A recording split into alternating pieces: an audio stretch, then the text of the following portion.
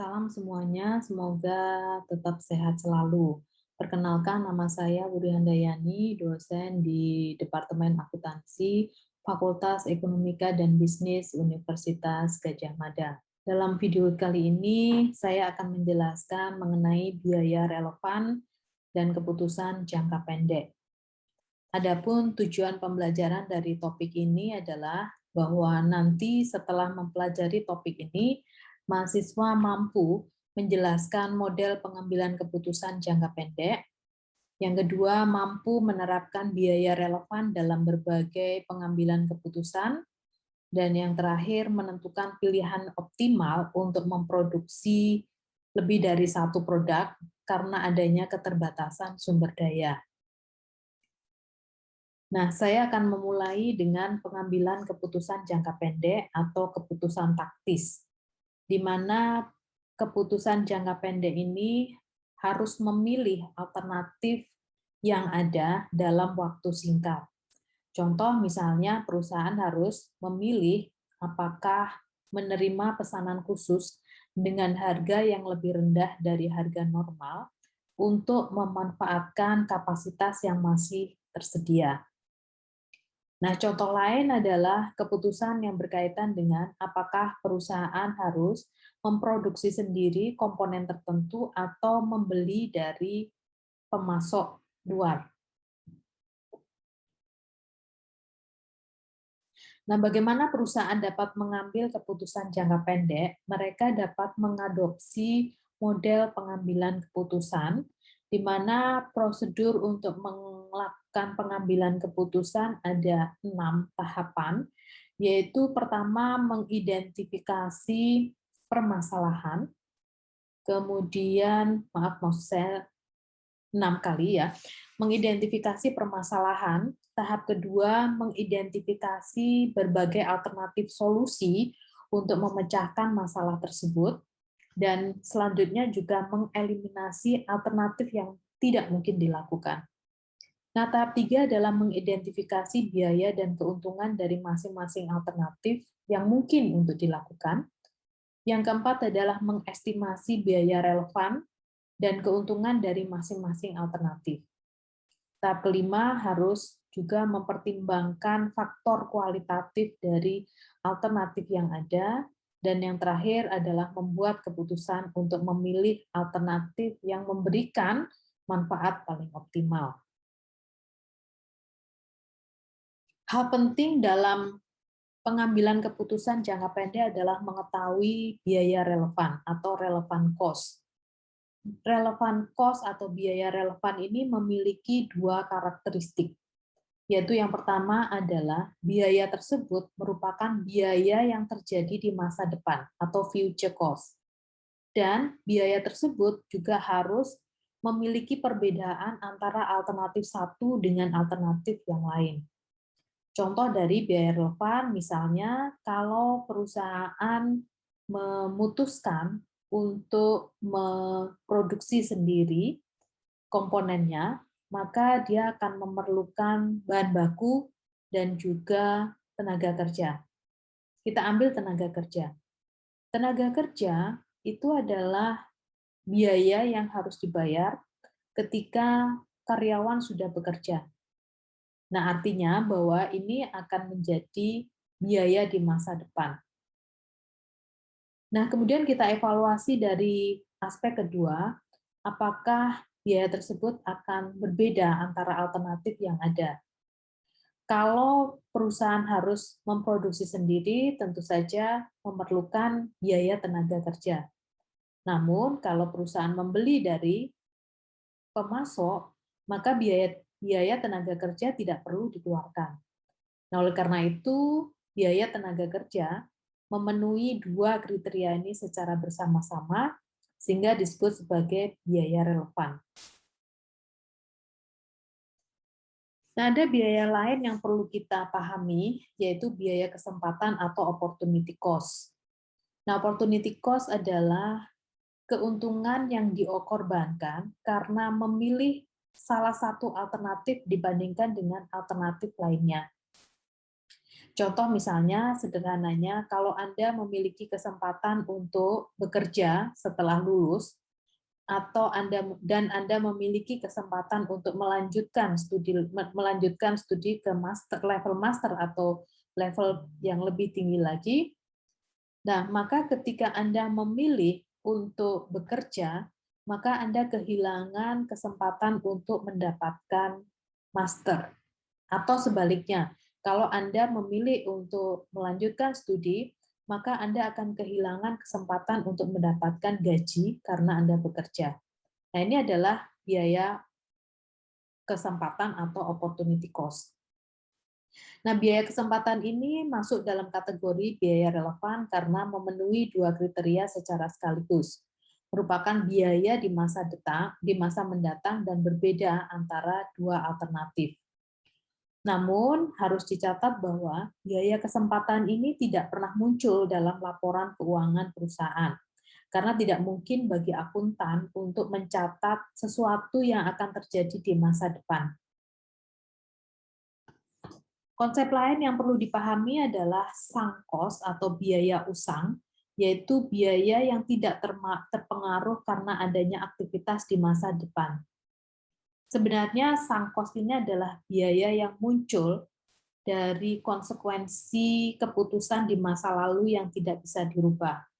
Contoh misalnya biaya depresiasi yang harus dikeluarkan oleh perusahaan ketika perusahaan memilih untuk membeli investasi atau membeli aset tetap. Sepanjang perusahaan masih memiliki aset tersebut, maka biaya depresiasi wajib harus dialokasikan. Nah, bagaimana aplikasi dari biaya relevan ini? Biaya relevan ini akan bisa digunakan untuk keperluan-keperluan keputusan, misalnya pertama, bahwa apakah perusahaan harus memproduksi atau membeli dari pihak luar, atau dalam hal ini make or buy decision. Nah, kemudian yang kedua, keputusan untuk mempertahankan atau menghilangkan segmen atau lini produk dari perusahaan, atau dalam hal ini keputusannya bersifat keep or drop decision. Nah, kemudian yang ketiga adalah keputusan yang terkait dengan menerima pesanan khusus dengan harga di bawah normal, atau dalam hal ini special order decision. Dan yang terakhir adalah keputusan untuk apakah memproses lebih lanjut atau menjual pada titik pemisahan, atau dalam hal ini sell split point atau further process. Nah, kita masuk dengan keputusan yang pertama, yaitu keputusan untuk memproduksi sendiri atau membeli dari komponen luar. Berikut ini adalah contoh dari perusahaan yang memberikan informasi berapa biaya produksi yang diperlukan untuk menghasilkan satu komponen. Di sana disebutkan bahwa total untuk cost-nya sebesar 82.000 sehingga per unit biaya produksi 8,2. Nah, kemudian di sana diinformasikan bahwa mana kira-kira dari sini yang biayanya relevan untuk pengambilan keputusan. Dalam hal ini ada penawaran dari pihak lain untuk membeli produk mereka seharga 4,75. Dan ini harus dievaluasi. Bagaimana cara melakukan evaluasi? Yaitu pertama, kita menentukan mana biaya yang relevan untuk pengambilan keputusan.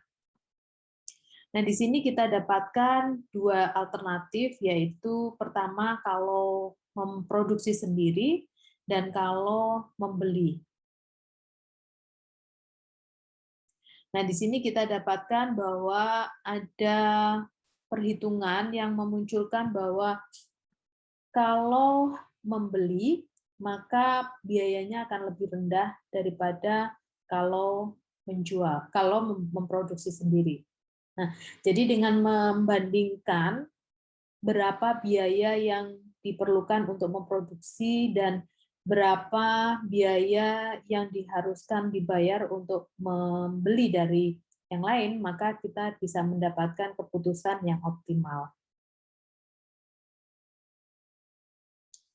Yang kedua adalah keputusan untuk menerima pesanan khusus.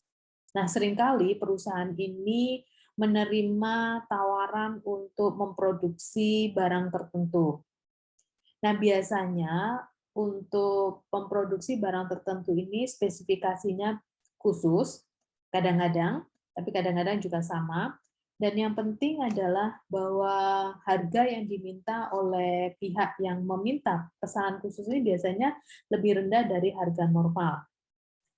Nah, kemudian yang penting adalah bahwa pesanan khusus ini bisa dipertimbangkan kalau perusahaan memiliki kapasitas yang tersedia.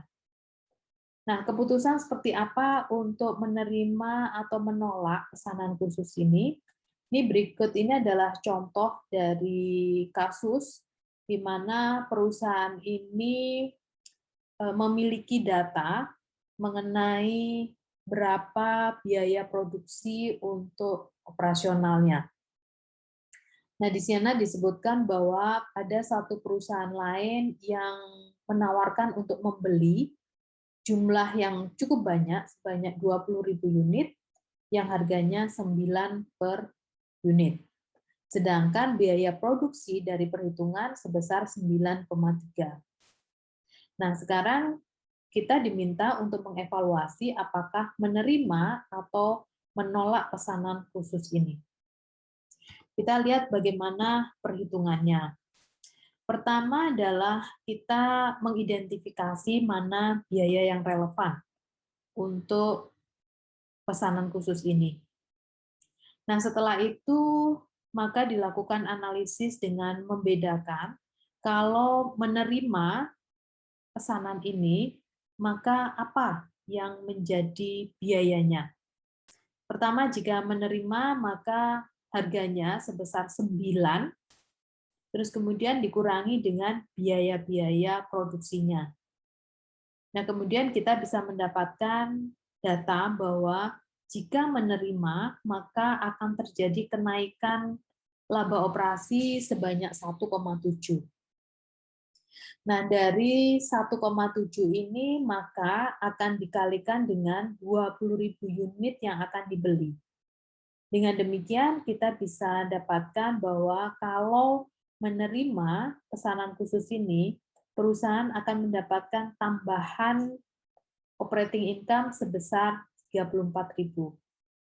Nah, dengan demikian, maka pesanan khusus ini seharusnya bisa diterima. Oke, berikutnya adalah keputusan untuk mempertahankan atau menghilangkan segmen atau lini produk. Nah, kita tahu bahwa perusahaan itu biasanya memproduksi lebih dari satu produk, dan masing-masing produk memiliki kinerja atau performa yang berbeda. Ini di berikut ini adalah contoh bagaimana perusahaan memproduksi beberapa produk yang terkait dengan bangunan. Nah, di sini ada informasi mengenai penjualan, biaya, kemudian margin kontribusi, sampai menjadi margin segmen. Nah, kita lihat dari data ini bahwa produk tile itu mengalami kerugian karena segmen marginnya negatif. Nah, keputusannya apakah tile ini harus dipertahankan atau dihilangkan. Ini yang diminta dari kasus yang ada. Nah, kita coba untuk melihat bagaimana cara melakukan evaluasi. Pertama, tentu saja ada relevan cost yang perlu diidentifikasi, mana saja. Nah, kemudian setelah itu dibandingkan antara keputusan kalau mempertahankan produk ini, maka berapa sebenarnya keuntungan yang didapatkan. Nah, kalau dia menolak, tentu saja tidak ada atau menghentikan produk ini, tentu saja tidak ada biaya yang dikeluarkan ataupun tidak ada pendapatan yang didapatkan. Nah, dari dua pilihan ini, maka kita mulai dari penjualan, dikurangi dengan biaya variabelnya untuk mendapatkan margin kontribusi. Dan pada akhirnya kita dapatkan bahwa kalau mempertahankan produk ini, maka perusahaan masih mengalami kerugian sebesar 35.000. Nah, dengan sudah mempertimbangkan biaya relevan dan masih mengalami kerugian, maka memang seharusnya perusahaan mempertimbangkan untuk menghentikan produk ini.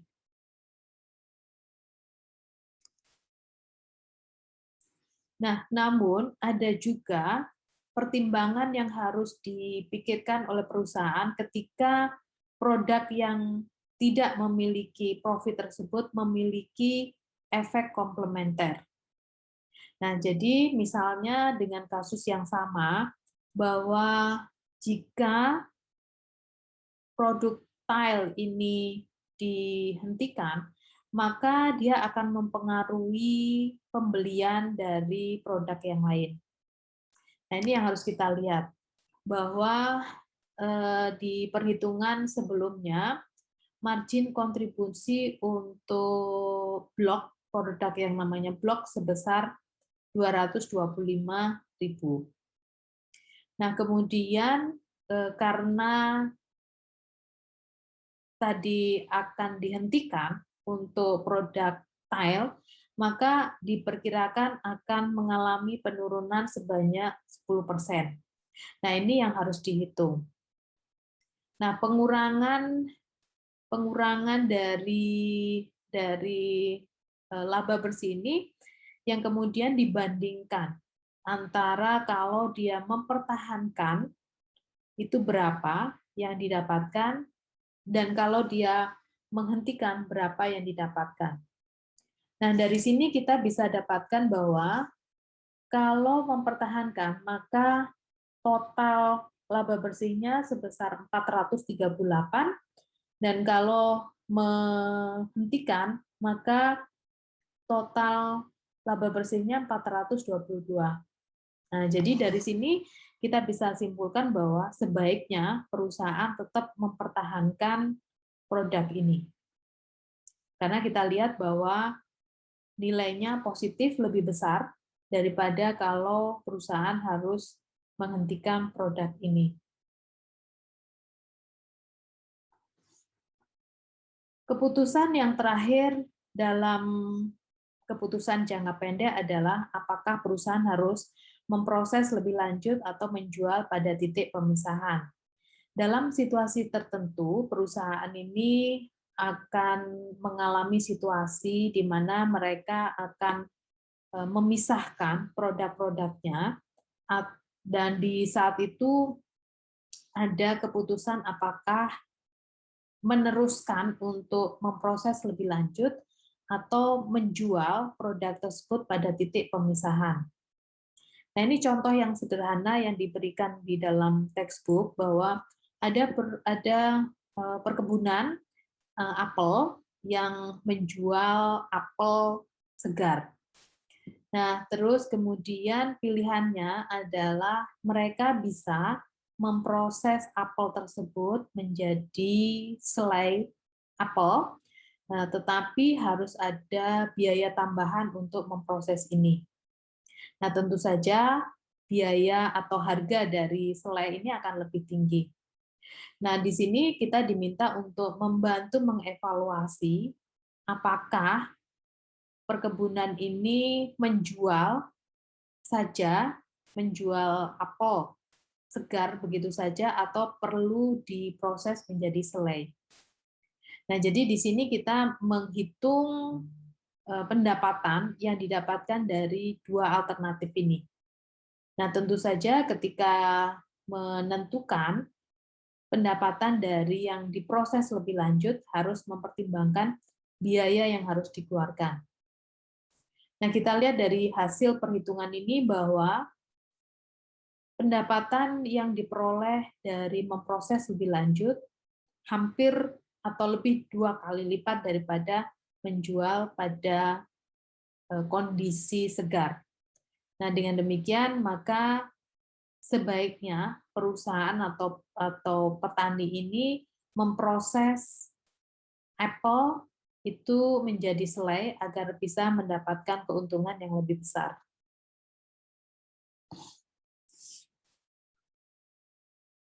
Nah, keputusan lain yang berkaitan dengan keputusan jangka pendek adalah keputusan mengenai bauran produk.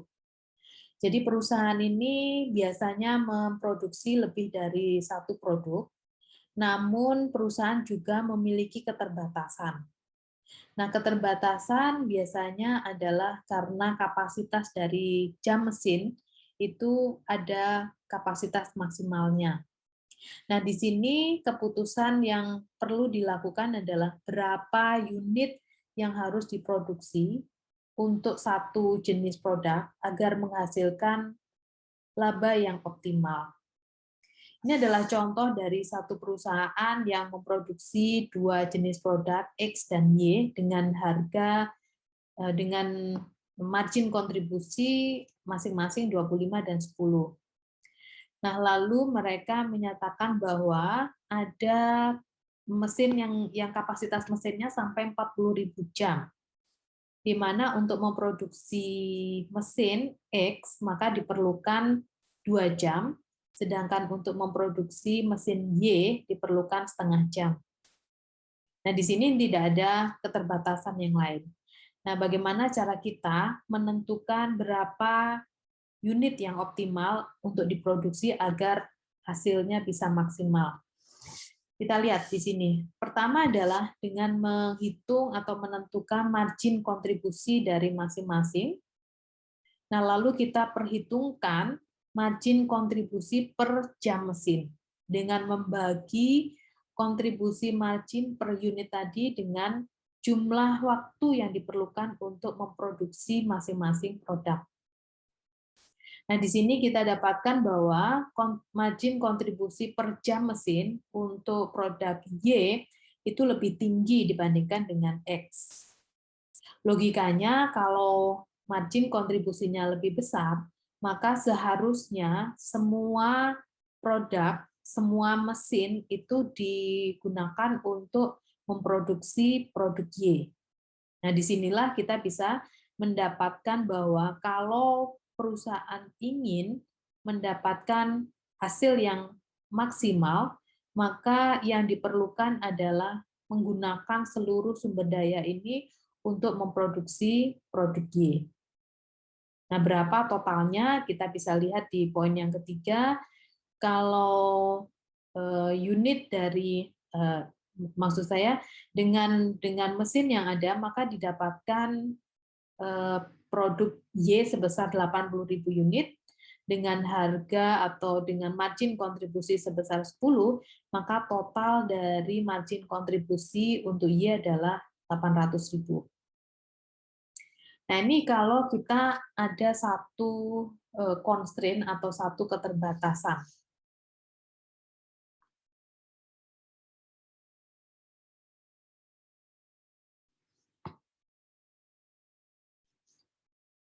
Nah, yang kedua adalah situasi di mana constraint itu lebih dari satu. Tidak hanya mesin saja, tetapi juga kemampuan pasar untuk menyerap. Nah, di sini dengan menggunakan data yang sama, maka kita bisa dapatkan pertama margin kontribusi per jam mesin.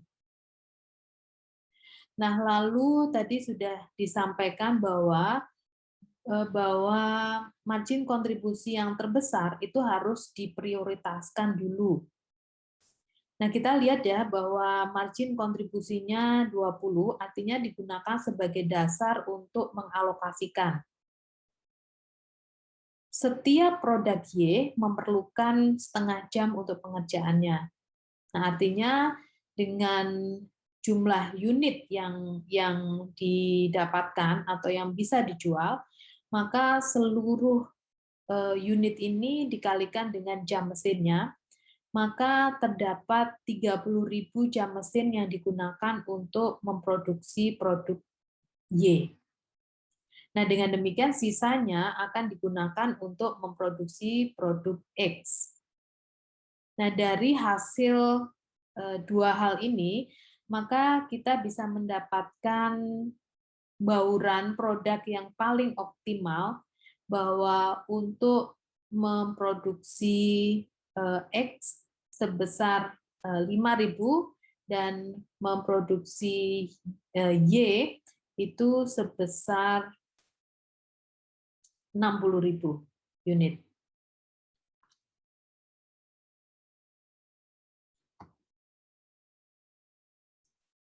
Nah, keputusan bauran produk itu pasti akan banyak keterbatasan karena bahan baku, tenaga kerja, permintaan. Nah, kalau perusahaan dihadapkan pada banyak keterbatasan semacam ini, maka solusi yang ditawarkan adalah dengan melakukan perhitungan melalui aplikasi komputer. Karena kalau dengan manual itu akan membutuhkan kompleksitas tersendiri. Isu berikutnya adalah keputusan mengenai penentuan biaya atau pricing. Nah, ada dua metode penentuan harga. Di situ yang pertama adalah harga ditetapkan dengan basis biaya produk ditambah dengan margin keuntungan atau cost based pricing atau markup. Sedangkan metode yang kedua adalah harga ditetapkan berdasarkan willingness atau kemampuan pelanggan untuk membeli produk tersebut. Ini yang kita sebut sebagai target costing. Dua-duanya kita gunakan dalam praktek, sehingga mana yang lebih dipilih oleh manajemen akan tergantung dari kebutuhan masing-masing. Nah, demikian penjelasan saya mengenai biaya, ketentuan mengenai harga, dan penjelasan mengenai keputusan jangka pendek. Semoga dapat dipahami dan bisa memberikan manfaat bagi semua. Terima kasih.